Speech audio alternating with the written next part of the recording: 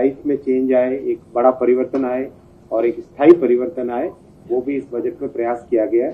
आप सबको तीनों डिपार्टमेंट्स, तीनों मंत्रालय की तरफ से स्वागत आप सबका। मैं तीनों मंत्रालय पे जो मेन पॉइंट्स हैं उनको रखूंगा आपके सामने, फिर क्वेश्चन के लिए ओपन करेंगे। मैं पहले रेलवे पे आता हूँ। रेलवे के लिए प्रधानमंत्री जी को बहुत बहुत धन्यवाद कि कई वर्षों से जो इन्वेस्टमेंट की रेलवे में कमी थी, जिसके कारण रेलवे का जो पोटेंशियल है वो अचीव नहीं हो पाता था, उसको पूरा करके आज 2,41,000 करोड़ का रेलवे के लिए बजट एलोकेशन किया गया है कैपिटल इन्वेस्टमेंट के लिए। बहुत ही बड़ा चेंज है ये, और इससे जो हमारे 800 करोड़ पैसेंजर्स हैं साल भर के, 2.5 करोड़ डेली, उनको उन सब के एस्पिरेशंस को पूरा करने के लिए एक बहुत बड़ा माध्यम बनेगा। बहुत सारा फोकस रहेगा बजट में, जिस तरह से कहा गया है उन सब थीम्स पे, ग्रीन ग्रोथ पे, टूरिज्म पे, वर्ल्ड क्लास एमिनिटीज पे। इसमें मैं एक एक करके सारे पॉइंट्स रखूंगा। सबसे पहले स्टेशन, पैसेंजर्स के लिए सबसे इंपॉर्टेंट होता है station. Amrit Bharat station scheme में 1275 स्टेशन का रीडेवलपमेंट हो रहा है। बड़े स्टेशन जैसे न्यू दिल्ली स्टेशन हुआ, अहमदाबाद स्टेशन हुआ, कानपुर स्टेशन हुआ, लखनऊ स्टेशन हुआ, छत्रपति शिवाजी महाराज टर्मिनल हुआ, ऐसे बड़े स्टेशन। मीडियम स्टेशन जैसे पुरी स्टेशन हुआ, जोधपुर स्टेशन हुआ, जयपुर गांधीनगर स्टेशन हुआ, इस तरह के बहुत सारे मीडियम स्टेशन और छोटे स्टेशन, सबको लेके कुल मिला के 1275 स्टेशन का रीडेवलपमेंट मैसिव तरीके से हो रहा है। काम चालू हुआ है सब जगह और काम को और तेजी से आगे बढ़ाया जाएगा। आप सबने देखा माननीय प्रधानमंत्री जी के विजन से बनी वंदे भारत ट्रेन को किस तरह से पैसेंजर्स ने बहुत ही अच्छे तरीके से एक्सेप्ट किया है कि world class train, world class amenities. अब वंदे भारत ट्रेन का प्रोडक्शन बहुत तेजी से रैंप अप होगा और अब तक आईसीएफ चेन्नई में बनती थी, अब आईसीएफ चेन्नई के अलावा सोनीपत में, लातूर में, महाराष्ट्र के लातूर में, हरियाणा के सोनीपत में और उत्तर प्रदेश के रायबरेली में भी वंदे भारत ट्रेन का मैन्युफैक्चरिंग प्रोडक्शन चालू होगा। इससे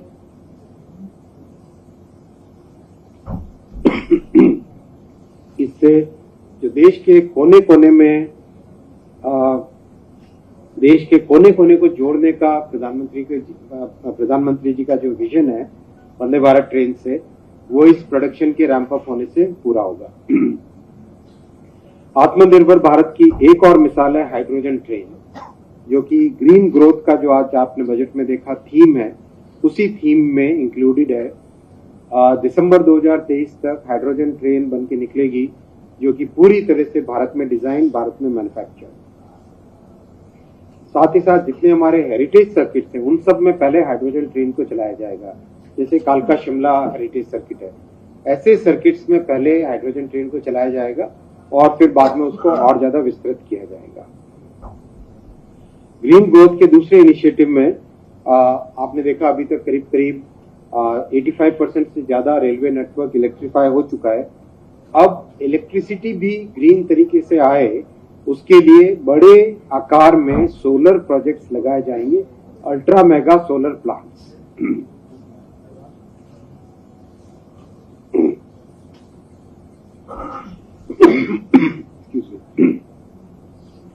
इंफ्रास्ट्रक्चर की ग्रोथ के लिए कॉरिडोर अप्रोच लगाया जाएगा, जिसमें एनर्जी कॉरिडोर, जो हमारे पहाड़ी एरियाज हैं, हिली एरियाज हैं, उनके लिए अलग कॉरिडोर्स, फिर सागरमाला जो पोर्ट्स को कनेक्ट करने के लिए, फिर जनजाति गौरव कॉरिडोर, जो कि ट्राइबल एरियाज हमारे जो अनकनेक्टेड है उन सबको कनेक्ट करने के लिए जनजाति गौरव corridor, cement corridor, energy corridor, इस तरह से इकोनॉमिक कॉरिडोर और सोशल कॉरिडोर का कॉम्बिनेशन लेके इंफ्रास्ट्रक्चर को डेवलप किया जाएगा।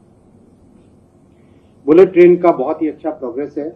महाराष्ट्र में कुछ राजनीतिक परिस्थितियों के कारण पहले श्री उद्धव ठाकरे जी जब सीएम थे उन्होंने परमिशन नहीं दी थी, उन्होंने सारी सरकार बदलने के बाद में सारी परमिशन मिल गई है।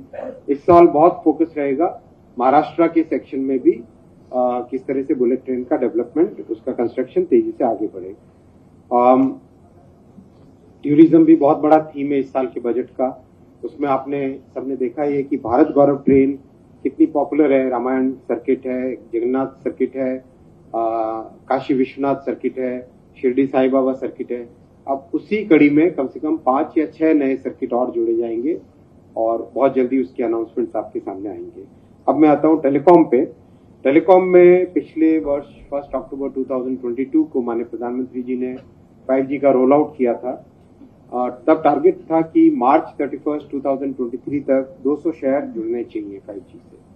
बहुत खुशी की बात है, आप सबको जानकर ये खुशी होगी कि हम फरवरी के फर्स्ट वीक में ऑलरेडी 200 से अधिक शहर जोड़े जा चुके हैं। आज बजट में बहुत ही महत्वपूर्ण अनाउंसमेंट हुआ है 100 5G लैब्स। 100 5G लैब्स का मतलब आप समझिए, हमारे नौजवानों को 5G टेक्नोलॉजी से अच्छे से उसको समझ के उसमें नए प्रोडक्ट्स डेवलप करके, नए यूज केसेस डेवलप करके आगामी 2-3 वर्षों के अंदर अंदर हिंदुस्तान टेलीकॉम टेक्नोलॉजी का बहुत बड़ा एक्सपोर्टर बनेगा। आज से 10 वर्ष पहले तक केवल इंपोर्टर होता था, आज ऑलरेडी कई प्रोडक्ट्स एक्सपोर्ट होने लग गए हैं और 2-3 वर्षों के अंदर अंदर बहुत ही तेजी से एक्सपोर्ट होगा। 2023 के इस वर्ष में बहुत बड़ा फोकस होगा आत्मनिर्भर भारत के टेलीकॉम स्टैक को 4G 5G को BSNL में रोल आउट करने का। बहुत अच्छी प्रोग्रेस है। आप सबको जानकर बहुत खुशी होगी। आत्मनिर्भर भारत के इंडिया टेलीकॉम स्टैक की टेस्टिंग 10 मिलियन साइमल्टेनियस कॉल्स, यानी 1 करोड़ कॉल्स एक साथ हो, 10 मिलियन साइमल्टेनियस कॉल्स के लिए अभी पिछले नवंबर दिसंबर में उसकी टेस्टिंग कंप्लीट हुई है। तो अब उसको तेजी से रोल आउट किया जाएगा। ऑलरेडी 2 देशों ने अपनी फॉर्मली जानकारी दे दी है कि हम जैसे हिंदुस्तान में नई टेक्नोलॉजी रोल आउट हो, हम हमारे देशों में भी हिंदुस्तान की टेक्नोलॉजी को लगाना चाहेंगे।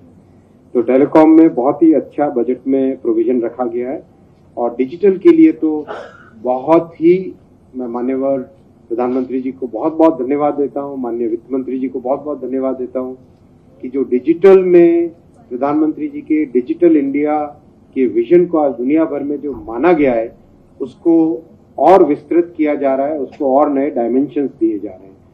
जो हिंदुस्तान का पब्लिक प्राइवेट पार्टनरशिप का कॉन्सेप्ट है, जिसमें पब्लिक फंड से यूज करके एक प्लेटफॉर्म बने, जैसे पेमेंट का प्लेटफॉर्म है, और उसमें बाकी सब लोग जुड़े, बैंक जुड़े, ई कॉमर्स जुड़े, स्टार्टअप्स जुड़े, 1.2 बिलियन पीपल जुड़े, कस्टमर्स जुड़े, हर कोई जुड़े। इस कॉन्सेप्ट को अब एग्रीकल्चर में भी लेके आया जाएगा। हेल्थ सेक्टर में कोविन में सक्सेसफुल हुआ, पेमेंट में यूपीआई में सक्सेसफुल हुआ, हेल्थ में आयुष्मान भारत में यूएचआई में इसी कॉन्सेप्ट को लगाया जा रहा है। अब एग्रीकल्चर में भी इसी कॉन्सेप्ट को लगाया जाएगा। साथ ही साथ बहुत खुशी की बात है कि जो इलेक्ट्रॉनिक्स मैन्युफैक्चरिंग में हिंदुस्तान एक बहुत बड़ी ताकत बन के उभरा है, अब कंपोनेंट का इकोसिस्टम भी हिंदुस्तान में आ रहा है। आज बजट में एक बहुत ही इंपॉर्टेंट कंपोनेंट लेंस जो मोबाइल फोन में लगता है, उसके ऊपर कस्टम्स ड्यूटी की रियायत दी गई है और साथ ही साथ एक कैसे कंपोनेंट इकोसिस्टम डेवलप हो उस पर एक फोकस लाया गया है। इससे आज जो $9 बिलियन का स्मार्टफोन का एक्सपोर्ट है इस वर्ष में, वो आगामी वर्षों में 20-25 बिलियन डॉलर की तरफ पहुंचेगा। डेटा गवर्नेंस फ्रेमवर्क बहुत ही इंपॉर्टेंट आज पॉलिसी डिसीजन अनाउंस हुआ है बजट में। भारत सरकार के पास बहुत सारे नॉन पर्सनल डेटा के डेटा सेट्स हैं, जैसे मान लीजिए वेदर से रिलेटेड, क्लाइमेट से रिलेटेड डेटा सेट्स हैं।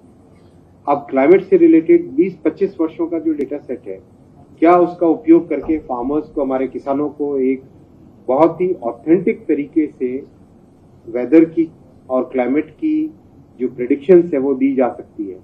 ये सब थॉट प्रोसेस के साथ जो नॉन पर्सनल डेटा सेट्स हैं उनको कैसे उपयोग में लाके स्टार्टअप के थ्रू, एआई के यूज के थ्रू कैसे ज्यादा से ज्यादा अच्छी से अच्छी सर्विसेज